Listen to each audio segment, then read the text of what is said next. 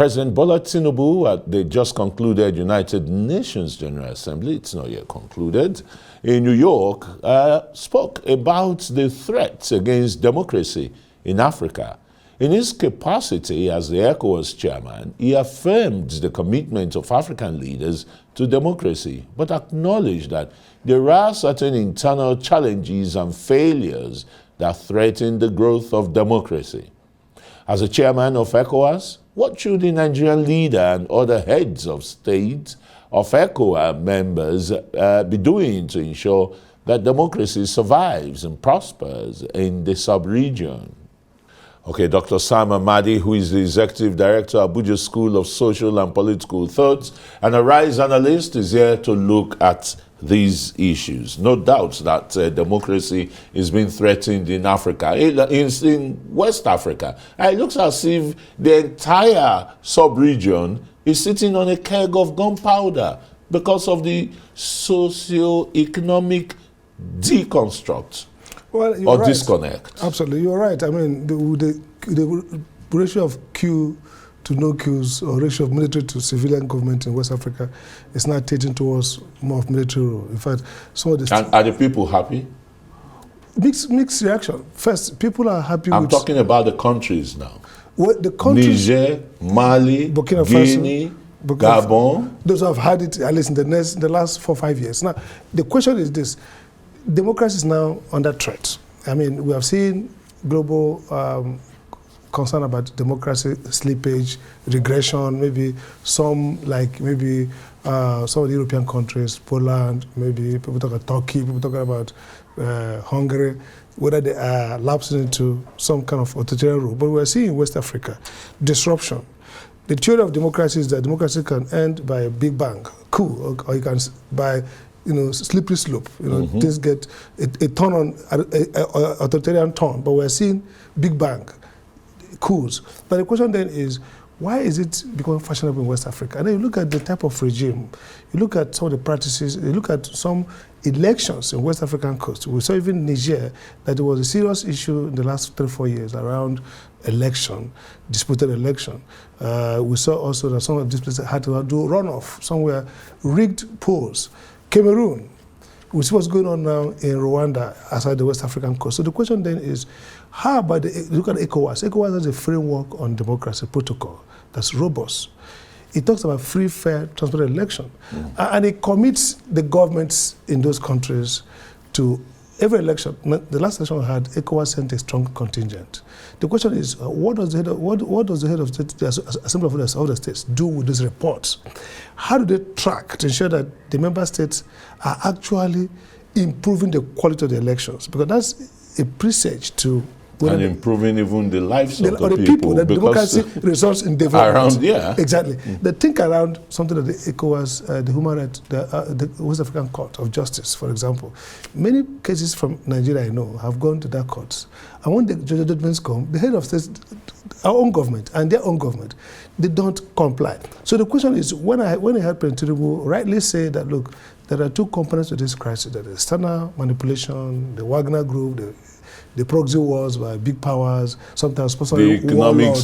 Talk about the economic subjugation of France to the French West African countries. We must say it. Yeah, those are part of the external threat. Yeah. But the question they push back is, let's deal with the internal threats, which is really our control. And that's the point I'm making. That many of these countries, look at the rule of law measure, the global measure.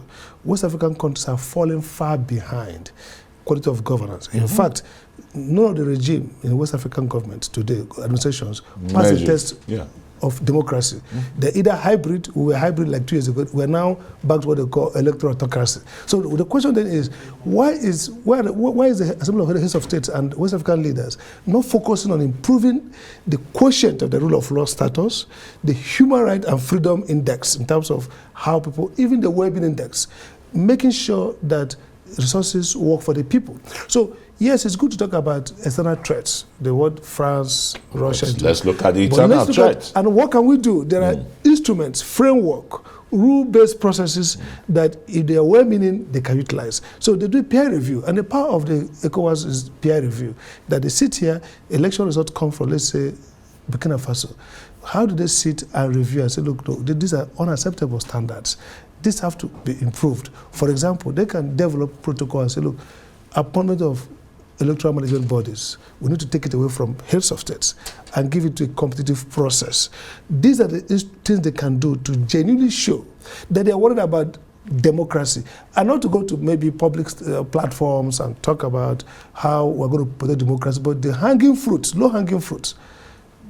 For example, the African Charter, the ECOWAS Charter on Protocol on Democracy and Good Governance says they have to implement the African Charter. Now, none of this, if you look at African Charter very well, which is an African-owned human rights, why are we not implementing them? Respecting it. It talks about socio-economic well-being. Look at the poverty rate in West African countries. I mean, Ghana is going to bust very soon. Very soon. I mean, so all these countries are even the worst in terms of global poverty. So we are picking the lead on global poverty. We are picking the lead on non-democracies. We are picking the lead in loss of freedom, human freedom index. In every measure of human development and freedom, West Africa lags behind the other sub-regions, including, which talk about the Arab Middle Belt, where you have, apart from the oil-rich countries, some of the Nepal, some of the smaller, poor countries. West Africa is actually overtaking them in poverty. In poverty index. And let's look at the democratic system, the electoral system too, which, like you mentioned, is not measured, it has not measured up to standard. But yet we have eggheads like you being returning officers, professors from the universities who are quick, to declare wrong results.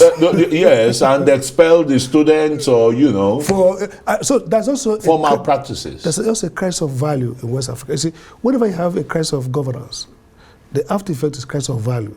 Because it's like people say, Nigerian crisis started with the military rule, when the truncated procedure. Many of those vice chancellors were appointed or retained by state governors or by federal government officials, not on merit. Yeah. So some on the whims and caprices of who is at the head. Exactly. So even if they are brilliant from first class or from Oxford, Cambridge, Yale, anywhere in the world, they become, they just basically get morally disoriented because they were appointed and they expect to follow those instructions. So what I see now is a deep-seated crisis of value, which is what lack of democracy brings to us. So when you have authoritarian rule, military rule, or all kinds of pseudo-democracy, where leaders fail to uphold the rules, they give basically rhetorical support to human rights or any decency.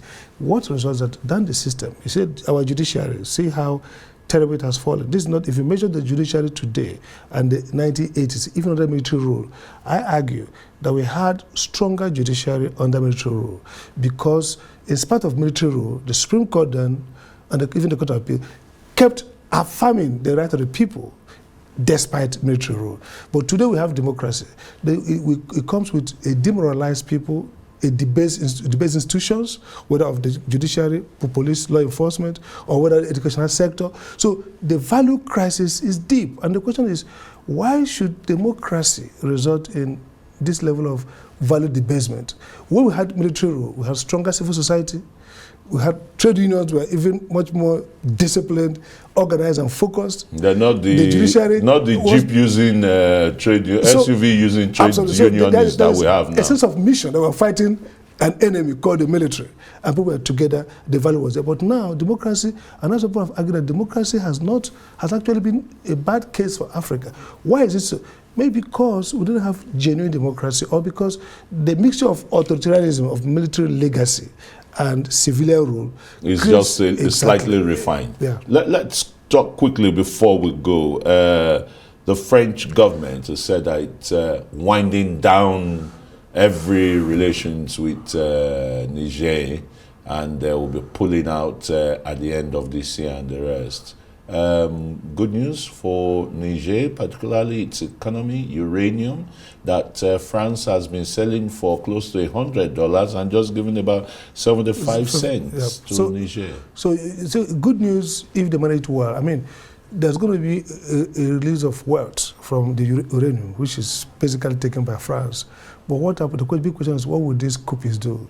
Are they going to be like Thomas Sankara, or they be like Blaise Compaoré? Two versions of military rulers. So yeah, military is bad, but the real thing is the character, the political team that took over power, if they are patriots and revolutionaries who really have taken themselves away from the greed of African leaders, then they can actually use military rule to foster development, direction, and then hand over civilian government that has strong economic base, strong accountability base. But if they are like they have removed basically, one of the presidents at the UNGA said, "Look, Nigeria Africa has its own democratic culture that it must develop." Do you think, the thought of democracy, is it not a universal dictum? Is it something that is pigeonholed? No, Africa has democracy is African, it's universal. You see, when they talk about African version, they probably say, let us alone to oppress our people. Yes, there are institutional variations. Even the Scandinavian democracy from the West European, the American, UK, and down to some part of Asia, Korea, Japan. It's a mixture of the traditional values and democracy. The key essential universals: freedom. People should elect their leaders by themselves. People should be free. Those things are universal. Now, the institutional adaptation of those principles, whether they're going to have two-tier parliament or one-tier parliament, whether you have the traditional House of Chiefs. Those are variations that can accommodate cultural diversity. But the essence is that we have leaders who are accountable, who submit themselves to the people's will regularly, and who elections are free. So any so-called African exceptionalism, how much of the chiefs and the kings and the traditional rulers been able to hold the institution together and prosper their people? So the point when you look at the advent of terrorism, banditry, Boko Haram, and the rest, the answer is that are they helpless? No, not helpless. Democracy as elitist rule has also destroyed local governance. Think around how did I appoint these chiefs? I speak for the Southeast, for example. Some of the traditional rulers we have are persons who have questionable pedigree. They took over, they're just like buccaneers, like the governors, like any other political leader. So until you restore the dignity and integrity of cultural institutions, like the way they function. So democracy, as we practice it, has destroyed not just the formal institutions, it has destroyed the informal institutions, the social capital of the people. And that's why I say communities, even the terrorists themselves are homebred.